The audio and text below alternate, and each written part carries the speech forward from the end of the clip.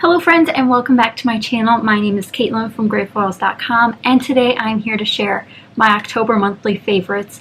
I hope November is going great so far for you guys, but we're going to take a look back at October and see what I really love this month, crafty wise, lifestyle wise. So let's get started. I actually had a lot of empties this month, so stay tuned to the end to see what I finished up using this month. I'm really proud of it. Thanks to some Halloween projects that I wanted to do, I got to use a lot of Halloween things. But first, let's dive into one of my first favorites. These right here. These are Zots, and as you can see, I picked them up at Hobby Lobby. These are in the large size. Now, I really want to pick up a pair of I think they make an extra small size for like jewels and sequins, and I think those would be perfect because sometimes I struggle with sequins with liquid adhesive. So these have been really, really great for gluing on things like my buttons. I used a couple buttons this month. These came in handy. They were the perfect size, you know, big enough to really hold on to it. So I use these quite a bit this month for those. And again, you can pick these up at Hobby Lobby and most other retailers. I'll try to have them linked down below. ThermoWeb also, I believe, has a website, so you guys could like really bulk up there. But you can definitely find these in a local scrapbook store, and they come in a variety of sizes. I definitely haven't even made it close to a dent in this box because they are a large size. So again, they're not easiest to use, but I really enjoy having these ready to go when I do have large embellishments. Next up is something I've had for a while, but I finally started using it this month, and it's in a little bit of a disarray, so I do apologize, but it's my Lawn Fawn chamois. I keep it in this little container that's like meant for, I don't know, salad dressing, and just a Rubbermaid one that does have a lid as well. But if I grab my spray bottle here, it does get very crunchy if you don't spray it, so I'm going to spray it with some water. You can also run it under a faucet if that's what you prefer. Let me just spray it off here so I can show you what it feels like otherwise. But I want to show you guys it does sort of crumple up, but it becomes a little bit more flexible once you do get it wet. So you can see here I have a lot of black ink on it because I've been wiping off my stamps on it. It has been so handy, and I love keeping it in this little cup because you cannot keep it in a closed container because it can produce mold and mildew. So you need to keep it in an open container so it can dry out naturally without producing those sort of things. I know there's special containers a lot of people use for them, but I'm just going to use what I have. But what I really like about this is you can really tell when the stamp is clean, and there's no fibers that come off of this onto the stamps when you're cleaning them. I know I usually use these. Now these are a great alternative, cheaper method, but I've actually been finding these are really great for cleaning up mixed media. So you guys have seen me use these in the videos before, but like these blue streaks are from mixed media. Some of the black ones are from inking, but there's also yellow on here, which you won't be able to see, but most of this is from mixed media, and the orange here is actually from stamping I did earlier this month before I broke out my new Lawn Fawn chamois. Now I've had this for probably since last year, and I'm just now breaking it out of its package and using it, mainly because, one, I hadn't unpacked it yet, so it had been sitting in a box, but I did get it in a grab bag. So I'm really excited to be using it now. And again, you could just wet part of it, you could wet the whole thing, and again, it works really, really well. You can actually hear like the stamps go squeaky clean, so you really know that it's getting everything off. So that's just going to go back in my little bin here. I try to fold it in different spots each time. That way we're not getting big creases in the same spot over and over. But that will go in there and sits off to the side of my desk when I'm not using it. And it's also handy to have a spray bottle of some sort with it because you will be using that a lot to re-moisten it. Let's do a non-crafty favorite. I have this right here. These are wonderful. I have no idea if anything like this is available anymore, but these are some wax melts I've had for years. I don't think there's going to be a year on this, but for years. I got my first wax melter in college. I had stopped using it for a bit because I was finally allowed to burn candles at my last couple of apartments. In college, you're not allowed to burn candles. But we've broken out the wax melter again, and these are insane.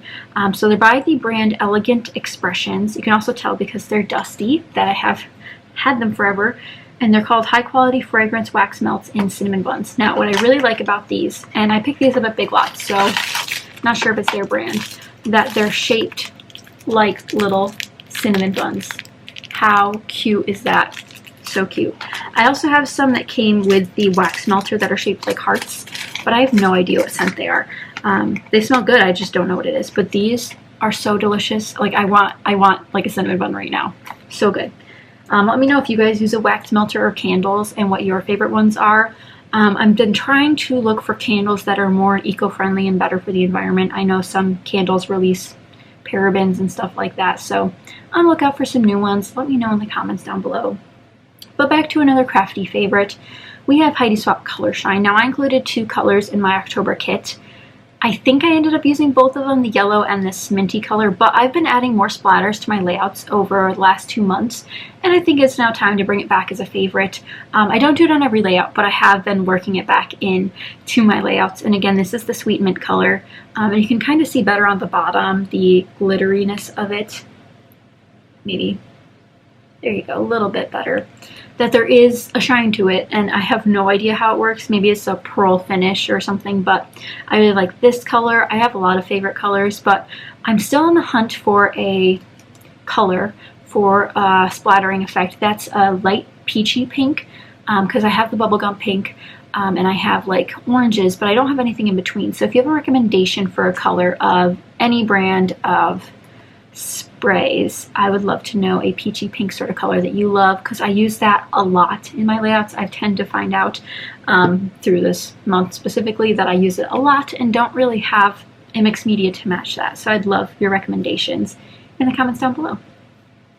Back to a non-crafty favorite. I have been using this for years now.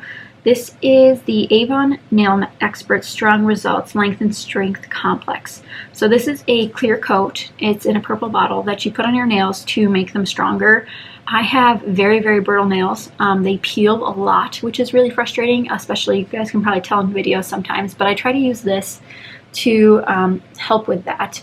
And it's just a clear liquid inside that is really, really easy to use. It's just a normal brush tip, and you just put a light coat of this on. It dries really fast, which I like, and I think I have seen results. I think it actually makes my nails grow faster too, which is length and strength, so that would make sense. But I think I have seen results with it, and I try to use it at least once a week, and it's really fun if you're just like on the phone. You just paint them real quick and they dry really, really fast, which is what I really like about that. Back to a non-visible favorite for the month.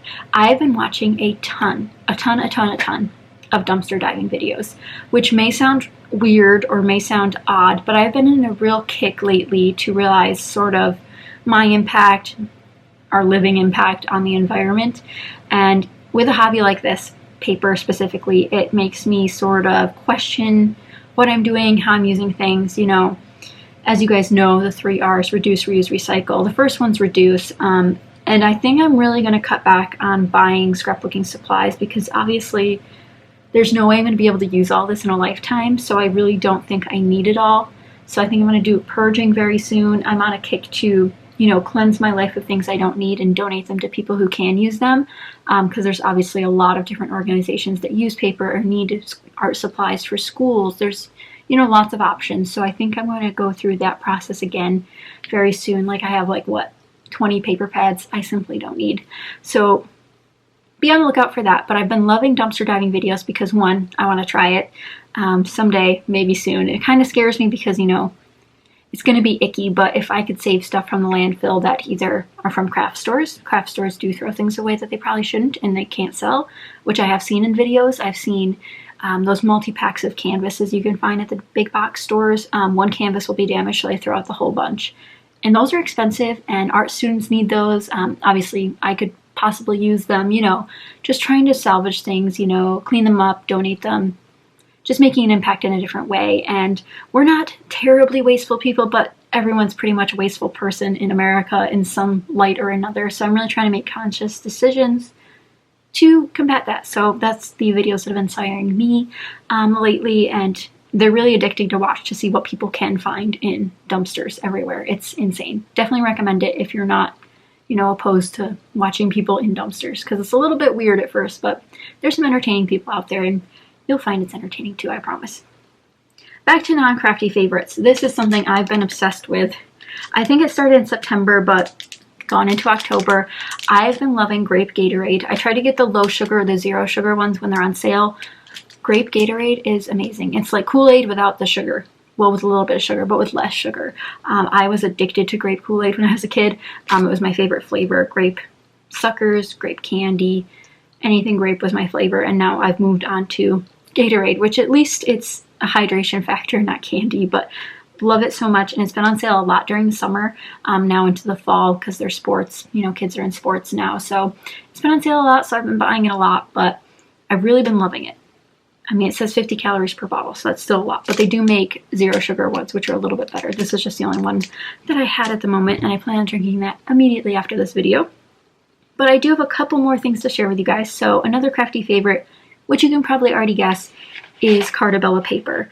This was my first time probably working with Cartabella paper that I know of. I'm sure I've touched a few slices here and there of paper, but the spring market collection was beautiful. It was just what I needed to really like kickstart my storytelling again. I just felt more compelled to tell certain stories with this paper. And that's what paper should be doing. If you're buying paper that does not compel you to tell a certain story, maybe you shouldn't have bought it.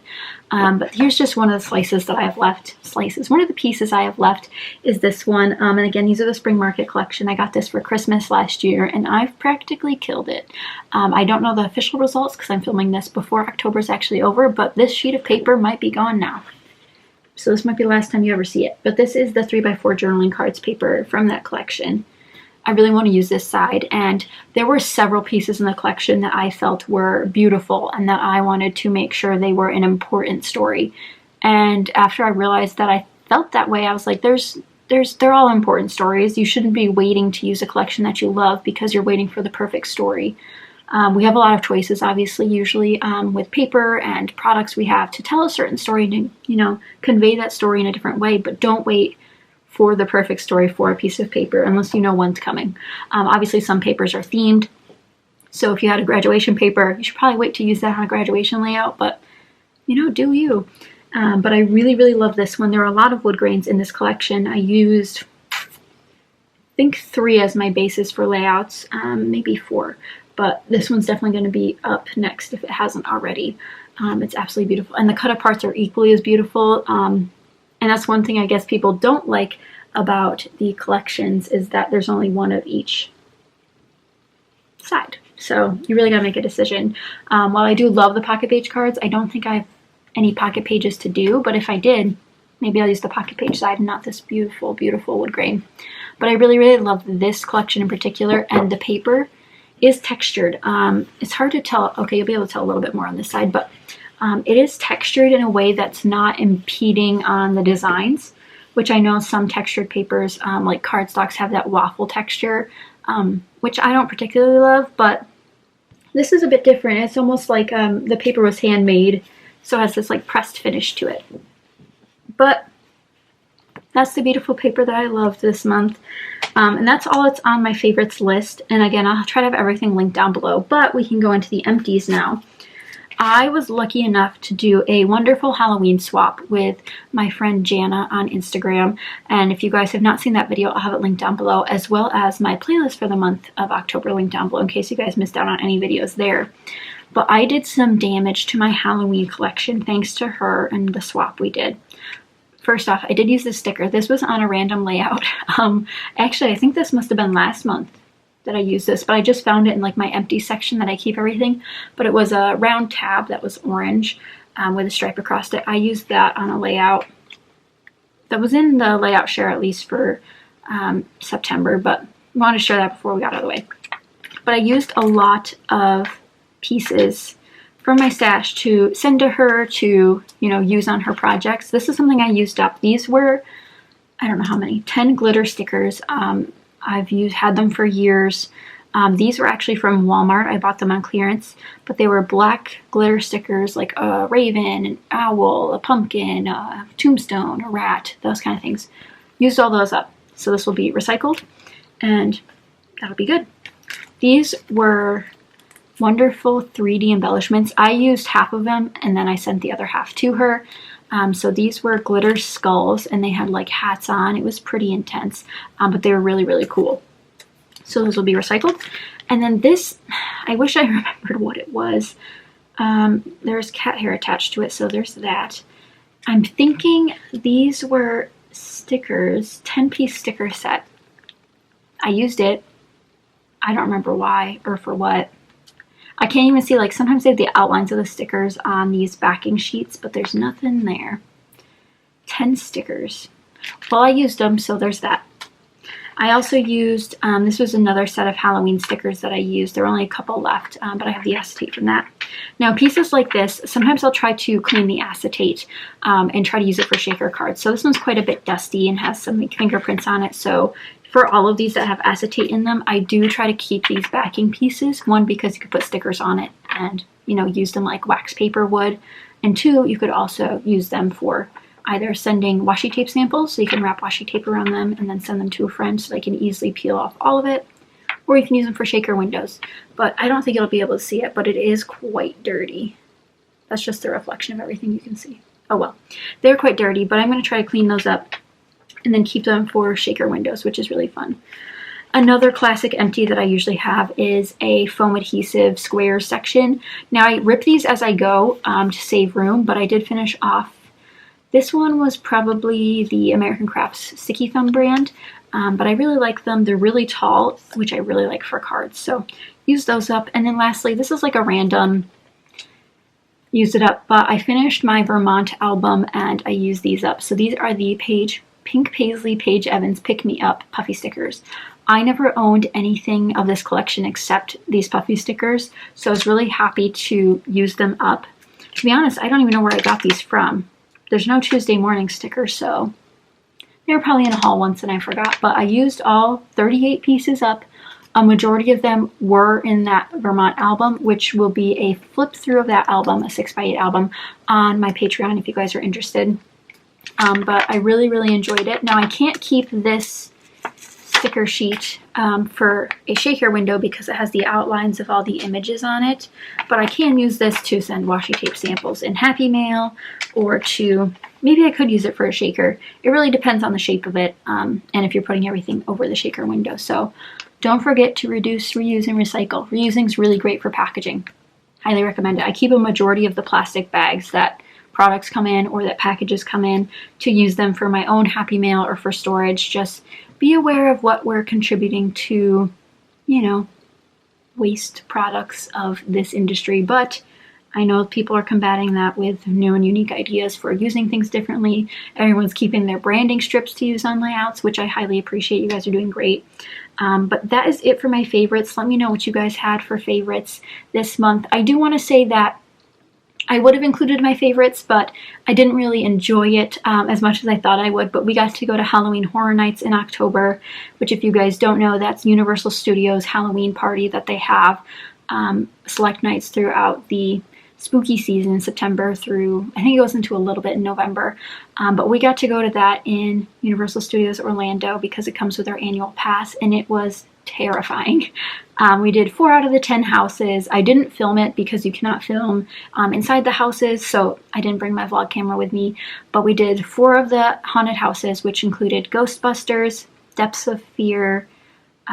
We didn't get to do Stranger Things or Us. The lines were way too long. We did Universal Monsters, and then the last one we did was, okay, we did Universal Monsters. We did Ghostbusters first.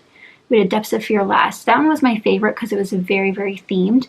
Really cool, like you're in a submarine. I don't know if there's movies to go with all the houses, but it was really fun to see the scare zones and the makeup and all that kind of stuff. And the last house we did was Killer Clowns from Outer Space, which was awful, terrifying. But we had fun walking around and seeing, like, you know, the costumes, the makeup, you know, the actors that were out doing all their things, but a little too scary for me. But let me know if you guys have ever been to it and if you guys like it. But that's it for my favorite video, guys. I hope you guys enjoyed. Again, let me know one of your favorites down below and if you have any recommendations for me. And don't forget to check out the links below for the playlists and my Patreon. Thank you guys so much for watching, and I will see you guys next time. Bye!